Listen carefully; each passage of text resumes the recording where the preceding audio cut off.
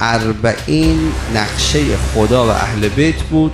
الان دیگه برملا شده این نقشه، قبلا خیلی روشن نبود، ولی الان این نقشه برملا شده که 40 در واقع یه نقشه بود از طرف خدا و ائمه، تا اینکه 40 بتونه در آخرالزمان لشکر آخرالزمانی امام زمان رو سازماندهیشون بکنه، از سراسر دنیا آمادهشون بکنه. 40 بزرگترین دانشگاهی است که از اول خلقت تا ظهور امام زمان وجود داره.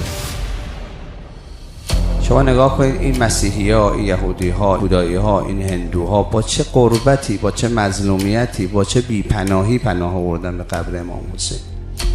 اینا که میان اینجا بیپناهی میان پناه میارن به قبر امام حسین. 10 کیلومتر راهپیمایی میکنن که بیان بگن آقا ما دیگه خسته شدیم از ظلم و فساد دنیا، هیچ کسو نداریم به دادمون برسیم. اینا همه بچه‌های اهل بیتن، اینا همه روح اهل بیت در وجودشون هست. پس ما باید تلاش کنیم این ایتام اهل بیت و اینا یتیم اهل بیتن، پدر مادر آسمانی اصلیشون رو نمیشناسن. ما باید تلاش بکنیم که کار جدی بکنیم برای اینا. خود امام حسین چی میگه؟ لو ادرکته لخدمته ایام حیاته. من اگر امام زمان رو درک کنم تمام عمر خادم او خواهم.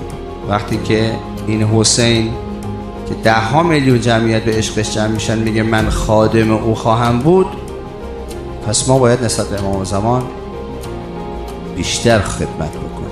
خب خیلی ها هستن، امام حسین دعوتشون هم کرد تا چادر امام حسین هم آمدن، حتی روز عاشورا هم کمک حضرت کردن.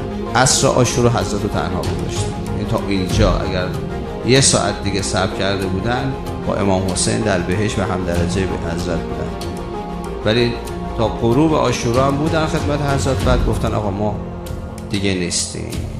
یک کسی میخواد هم درجه امام حسین باشه، اگه میخواد زیارت عاشورا بخونه راست بگه که من از خدا میخوام هم درجه شما، منو به مقام محمودی که شما نزد خدا دارید برسونه. این باید عملیاتی باشه، این باید فعال باشه، این باید وقت بذاره، این باید پول خرج بکنه، درست خرج کنه. واقعا نتیجه کارش یه باری رو، یه غمی رو از امام زمان برطرف کنه.